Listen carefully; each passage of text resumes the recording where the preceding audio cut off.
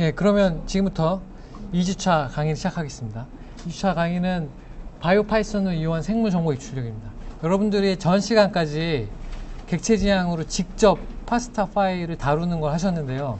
사실은 이번에 2주차 강의를 하면 앞에 거가 필요가 없습니다. 앞에 거에 열심히 만들었던 게 다 여기 바이오 파이썬에 있는 거라서 여기서는 이제 함수만 호출하면 되기 때문에 거진 뭐 기능상으로는 이것만 하시면 안 하셔도 되는데, 그래도 전주가 중요한 이유가 동작하는 원리를 아셔야 되니까 한 번씩은 꼭 그 연습 문제를 푸시고, 그리고 그 클래스를 이용해서 프로그래밍 하는 거에 대해서 익숙해지셔야 합니다.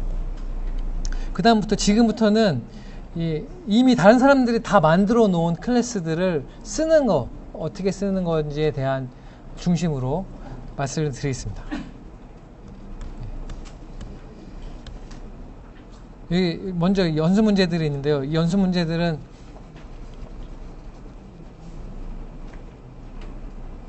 이거는 말씀드렸던 것 같고, 이 연습 문제도 있습니다. 이거는 지금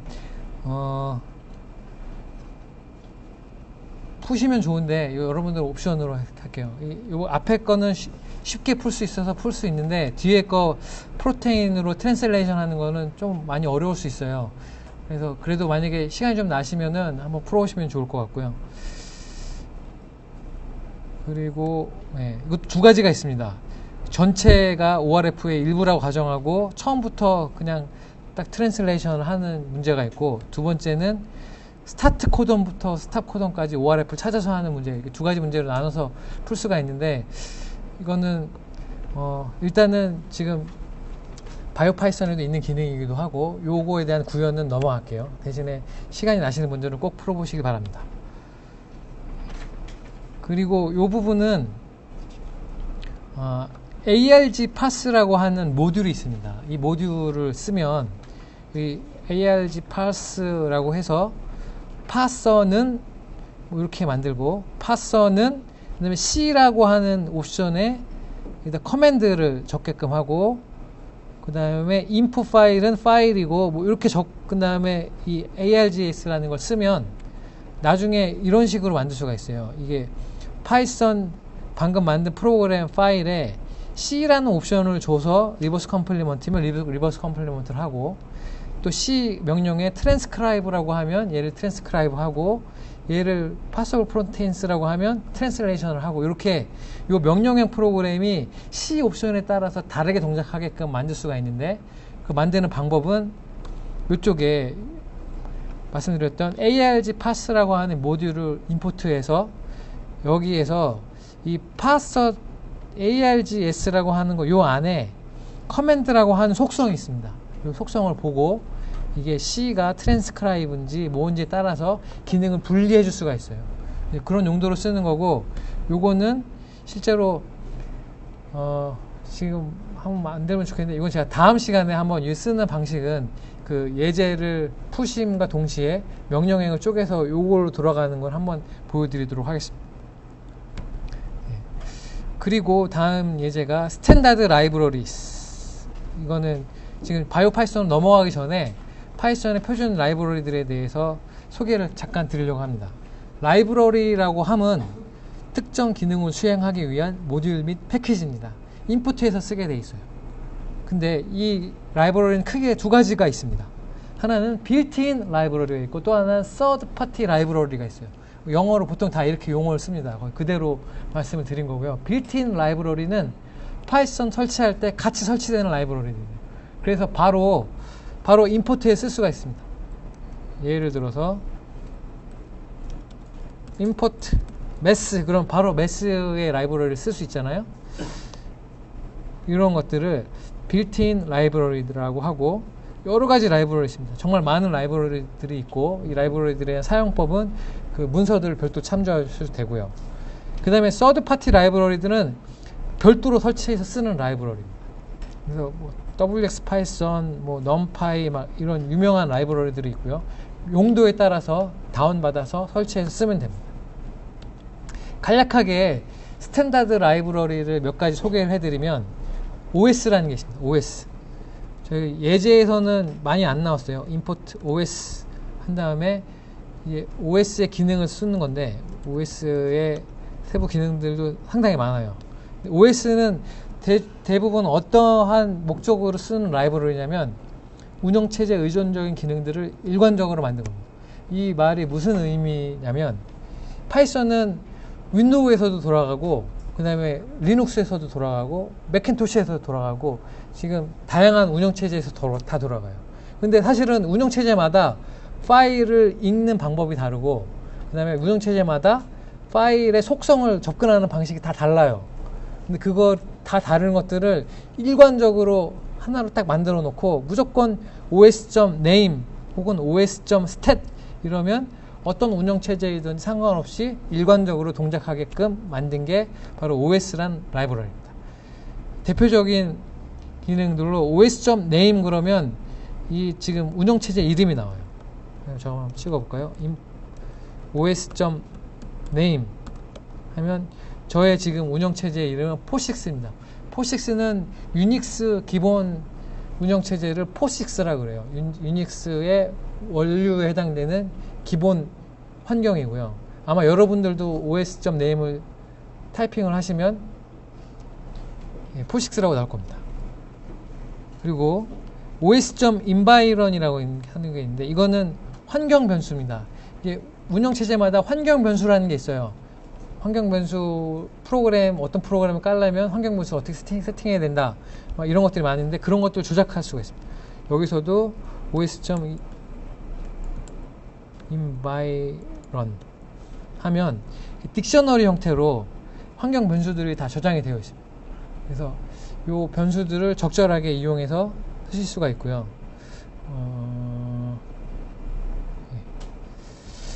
그리고 change 디렉토리는 디렉토리를 지금 내가 현재 디렉토리에서 다른 디렉토리로 바꾸는데 사용되는 명령이고 요거는 중요한 이유 중에 하나가 내가 어떤 파일에 접근할 건데 그 파일의 풀 경로를 알고 있으면 풀 경로를 적어주면 되지만 만약에 풀 경로를 모른다든지 그러면 change 디렉토리로 뭐 그 경로를 일일이 들어가서 거기서 파일을 직접 연다든지 이렇게 할 수가 있습니다. 파일의 속성 특정 디렉토리에 있는 모든 파일에 대한 일괄 작업 이런 용도로 사용할 수가 있고요. 다음에 sys는 시스템 운영과 관련된 특정 상수값들과 함수들을 가지고 있고요. 대표적인 게 sys.argv 이거 명령행 인수 아마 그 사전 문제에 나왔던 거죠. 4단을 출력하려면 파이썬하고 .py 친 다음에 4 입력했잖아요. 그렇게 쓰는 거를 명령행 인수라고 하고 명령의 인수가 이 sys.argv 안에 들어있습니다. 그 다음에 표준 입력, 표준 출력, 스탠다드 인, 스탠다드 아웃을 쓰게 되어 있고요. 기본 인코딩도 있습니다. 지금 파이썬의 기본 인코딩 부분은 유니코드 부분을 좀 설명을 해야 되는데 이것도 제가 어제 시간이 없어서 바로 넘어오긴 했는데 간략하게 말씀드리면 이 언어 자체가 만약에 기본적으로 알파벳만 사용한다면 여러분들이 사용하고 있는 알파벳만 사용한다면 아스키 코드라고 하는 코드표가 있어요.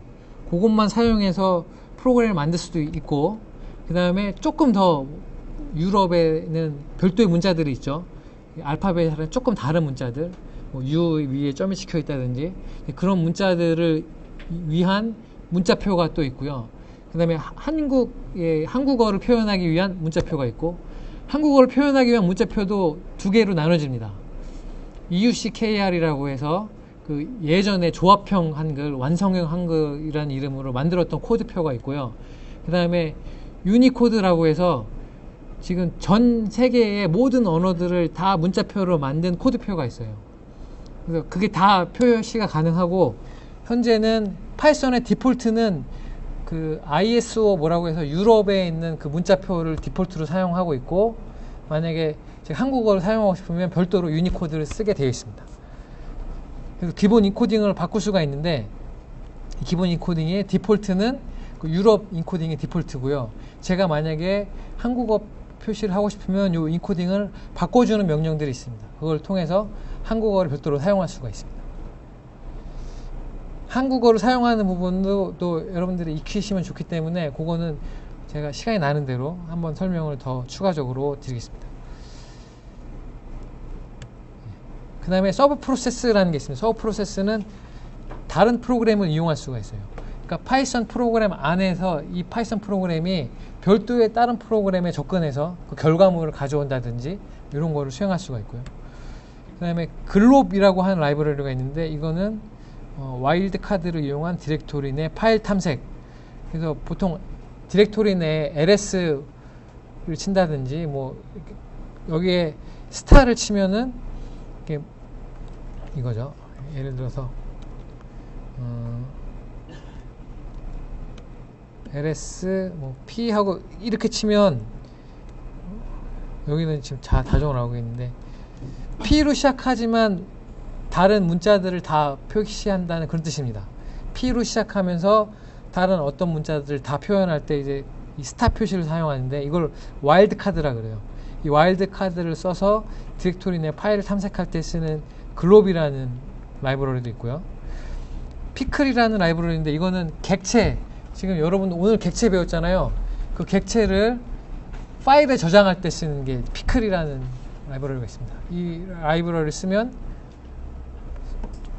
그 동적으로 만들어진 어떤 객체들도 다 임시로 저장할 수가 있어요. 여기는 아까 코드로 다시 보여드리면 여기서 파스타가 지금 객체입니다. 이게 이터레이션을 통해서 객체로 나왔잖아요. 이 객체를 저장하고 싶어요. 저장하는데 지금 밑에 줄은 저장을 파스타 형식으로 저장한 거잖아요. 근데 이렇게 저장하는 게 아니고 그냥 객체를 통째로 객체를 그냥 저장하는 기능이 있습니다. 이걸 쓰려면 import pickle 한 다음에 뭐 dump fast 한 다음에 여기다가 경로 이름을 적어줍니다. 뭐 my fast PRCK 예리 이렇게 적어주게 되면 이 객체를 이 파일에다가 덤프해서 쓴다는 얘기예요. 이렇게 썼다가 얘를 다시 읽을 수도 있고 객체를 저장하는 용도로 쓰는 게 피클이라는 게 있습니다. 파이썬 객체를 파일에 저장하는 용도로 쓰고요. 그리고 CSV라는 모듈도 있습니다. CSV는 표 데이터를 다루는 일반적인 방법입니다. 이걸 또 간략하게 소개를 해드리면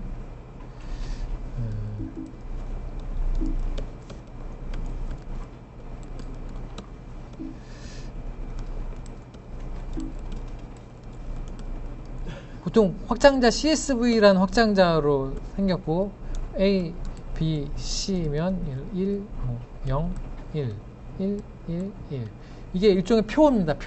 표인데 콤마로 나눠서 표처럼 쓰는 많이 쓰는 표 같은 데이터를 쓰는 형식이고요. 엑셀 파일도 다른 이름으로 저장 CSV가 있어요. 이런 형태의 파일을 읽거나 쓸 용도로 쓰는 건데 이게 눈치 빠르신 분들은 저런 모듈이 왜 필요하지? 얘 그냥 읽으면 되지 않나?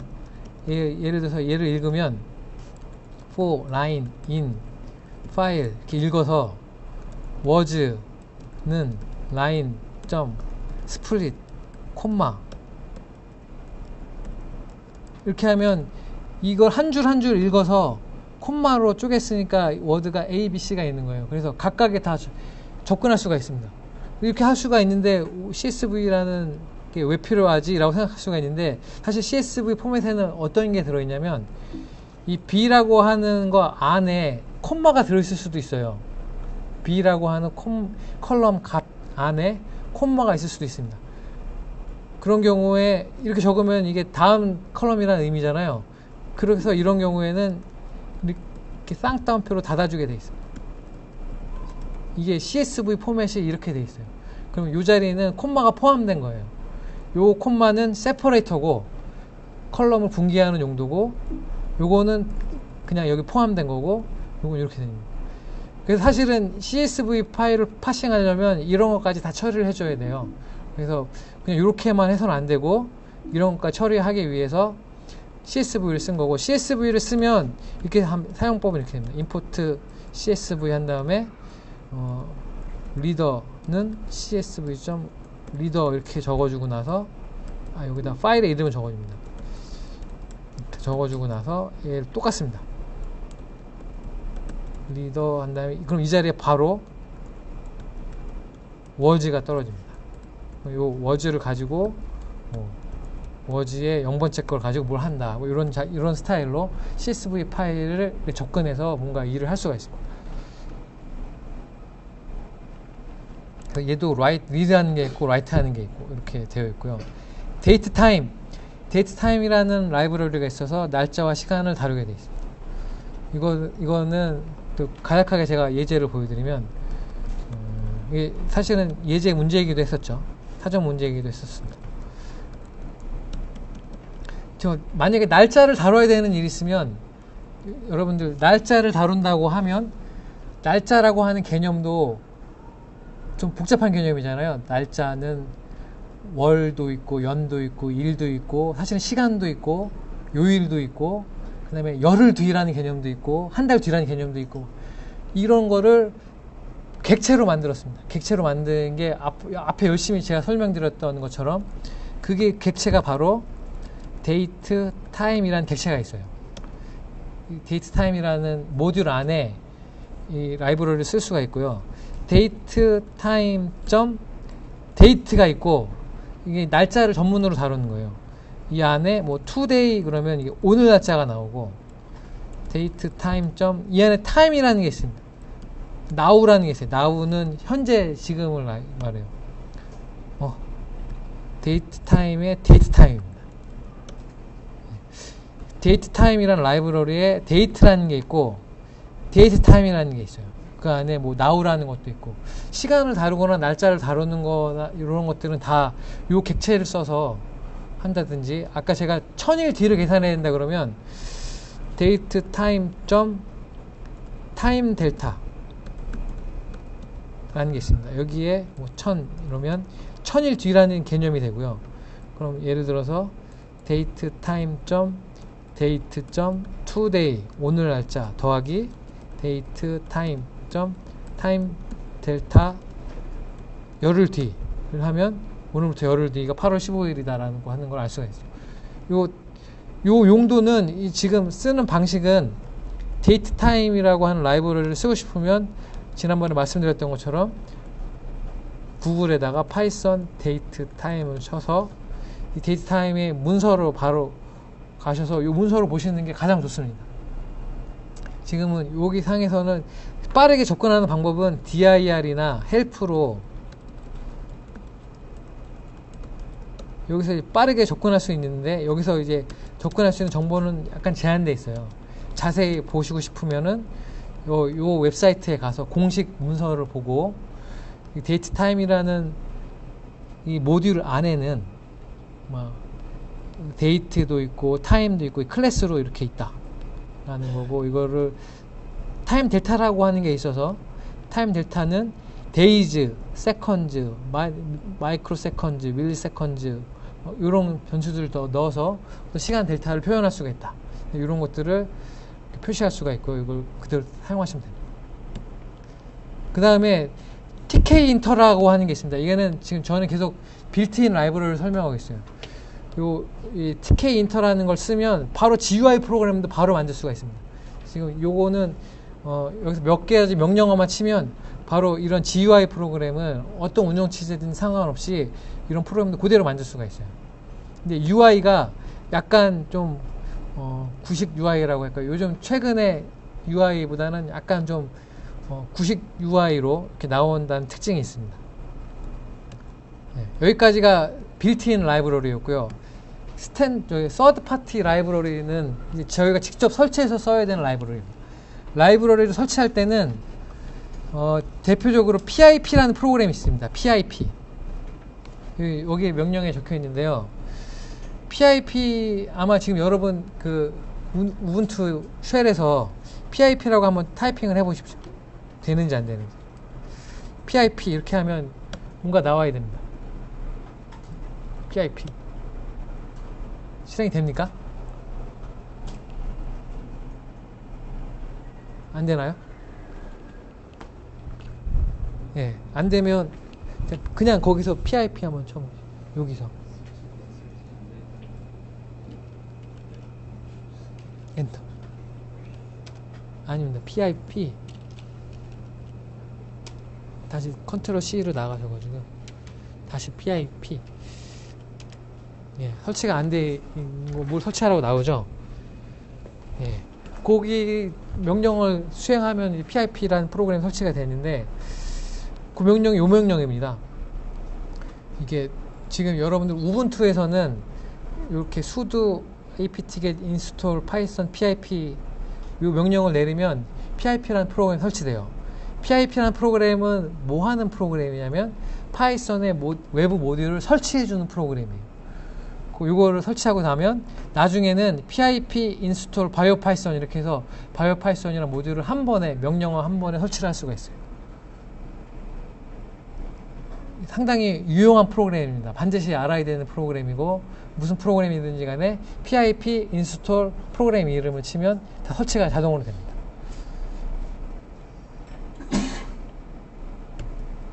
그 다음에 이제 외부 라이브러리 중에 이제 가장 대표적인 게 WX 파이썬이라는 게 있어요. 이거는 GUI 라이브러리인데 앞에 말씀드렸던 TK 인터는 약간 좀 UI가 약간 구식 UI라고 하면 이 WX 파이썬은 훨씬 더 세련된 UI를 제공하고 있고요. 훨씬 복잡한 GUI 프로그램의 대부분의 기능을 다 가지고 있습니다. 그래서 그냥 GUI 프로그램을 이걸 만드실 수가 있어요. 그러니까 여러분들은 파이썬을 익히시고 WX 파이썬도 익히면 여러분들은 그 엑셀 같은 프로그램, 인터넷 익스플로러 같은 프로그램, 이런 프로그램도 다 직접 만들 수가 있습니다. 그런 걸 만들 수 있는 방식들도 다 제공을 하고 있어요. 그 다음에 numpy, scipy, matplotlib lib 이런 게 있습니다. 이런 거는 과학연산용 라이브러리들이에요. numpy라고 하는 거는 행렬, 벡터 방식의 수치 해석이라고 되어 있는데 이게 그 뭐냐면 C 프로그램 라이브러리 중에 이런 복잡한 수식 계산, 이 벡터 계산 같은 것, 행렬 계산 같은 것들을 많이 하는 라이브러리가 있습니다. 그 라이브러리들을 파이썬에 쓸 수 있게끔 만들어준 거예요. 여기 numpy라는 게 있고, scipy라고 과학 연상용 라이브러리도 있고요. matplotlib lib이라고 해서 차트를 보여주는 라이브러리도 있어요. 이거를 제가 그 갤러리를 잠깐 보여드리면,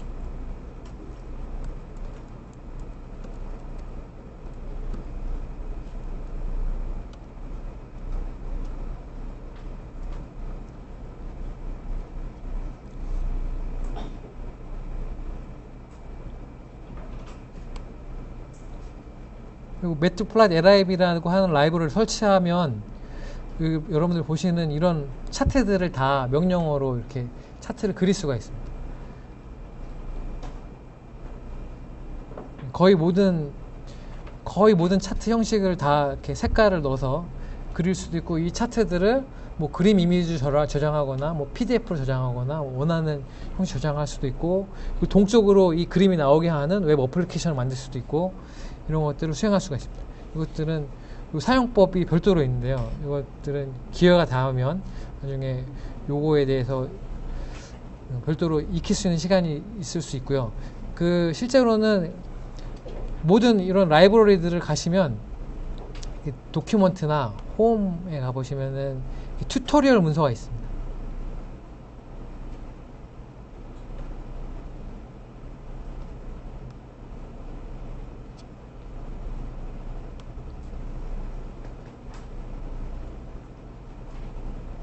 유저 가이드 이런 내용들을 코드 하나하나 따라 하시면서 직접 익히시면 훨씬 더 쉽게 익히실 수가 있고요.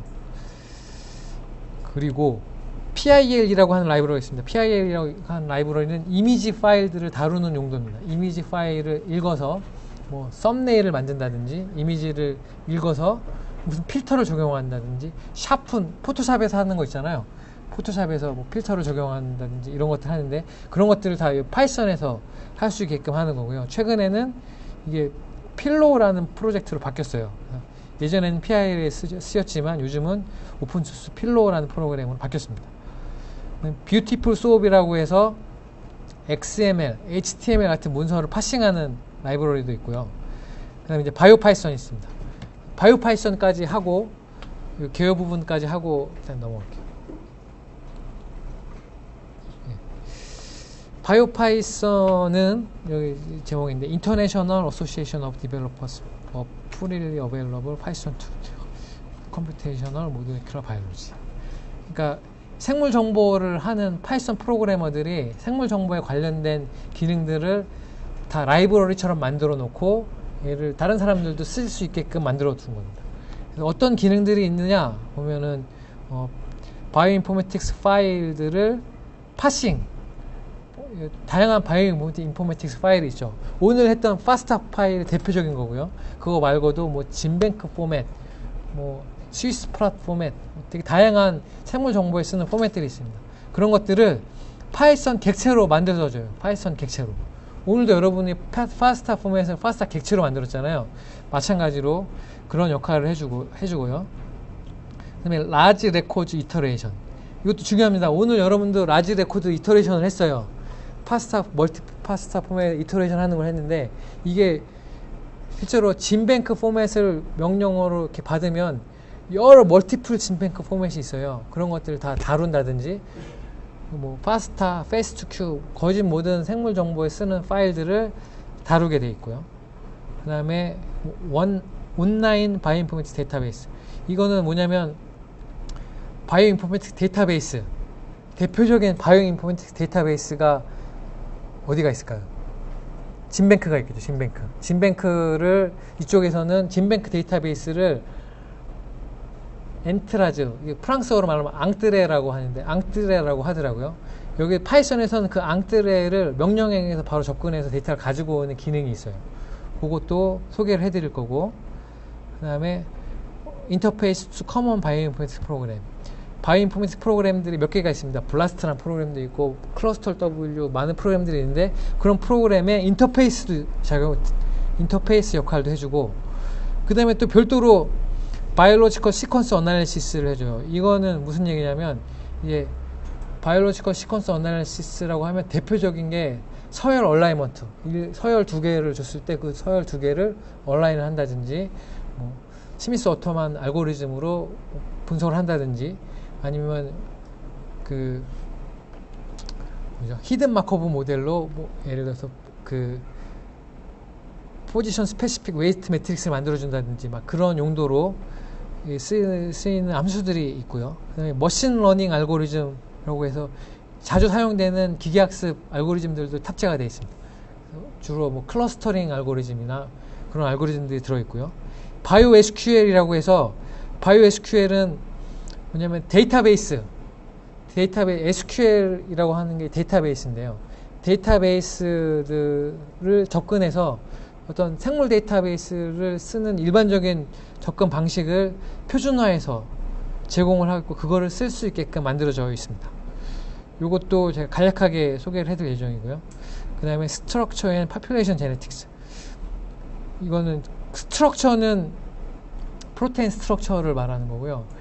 PDB 파일 같은 게 프로테인 스트럭처인데, 그런 PDB 파일을 다룰 수 있는 용도로도 되어 있고, 이 파퓰레이션 제네틱스는 지금 이제 육종이라든지 이런 용도에서 사용되는 그런 육종학에서 쓰는 파일 포맷을 다룬다든지, PED 파일 막 이런 파일을 다루게 되어 있습니다.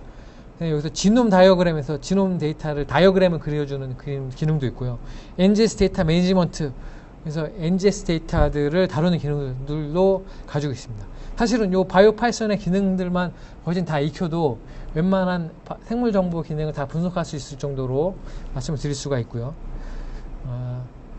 실제로 필드에서는 두 가지로 나뉩니다. 필드에서는 바이오 파이썬을 쓰면은 써서 되는 일이 있고, 바이오 파이썬을 쓰기에는 너무 느린 일들이 있어요. 그러니까 왜냐하면 이 NGS 데이터를 다루는 일이 파일이 되게 큰 데이터를 많이 다루잖아요. FASTQ 파일도 상당히 큰 파일이고, BAM 파일도 상당히 큰 파일이고, VCF 이런 거를 휴먼 지놈 VCF를 만들어서 그거를 파싱하고 이런 거 하려면 파이썬은 사실은 그런 큰 파일을 다루기에는 최적화가 되어 있지 않기 때문에, 어떤 용도는 바이오 파이썬을 쓰면 좋고요. 어떤 용도는 그 분야에 최적화된 프로그램이 따로 있습니다. 예를 들어서 BAM 파일을 다룬다고 하면은 그 BAM 파일을 다루는 전문적인 프로그램이 따로 있죠. 네, 샘툴즈라든지 뭐 그런 프로그램을 쓰는 게 훨씬 더 유용한 거고요. 적절한 용도로 나눠서 필요에 따라서 바이오 파이썬 쓴다든지 다른 프로그램을 쓸 수가 있습니다. 설치는 이렇게 설치를 하실 수가 있고, 여러분들도 각각 설치를 하셔서 보시면 될 것 같고요. 그 다음에 이제 식 객체, 알파벳, 식 레코드, 피처, IO 이렇게 나오는데, 이 부분은 제가 6시간 했으니까 다음 시간에 하겠습니다. 일단은 여러분들은 자기 컴퓨터에서 이 명령으로 설치가 잘 되는지 한번 테스트를 해보시고, 그리고 설치가 안 되면 이렇게 인터넷에서 찾아서 설치를 하는 방법을 익히신다든지 그렇게 하신 다음에, 다음 시간에는 바로 식 오브젝트를 다루는 것부터 시작을 하겠습니다. 일단 장시간 하셨는데요. 오늘은 바이오 파이썬은 그냥 맛만 봤는데, 요거는 실제로 다음 시간부터 바이오 파이썬을 쓰게끔 되어 있고, 오늘은 실제로 클래스나 이런 것 객체 지향으로 프로그래밍 하시는 방법에 대해서 익히시고 과제 문제를 푸시면 되겠습니다. 여기까지 했고요. 질문 있으시면 말씀해 주시죠.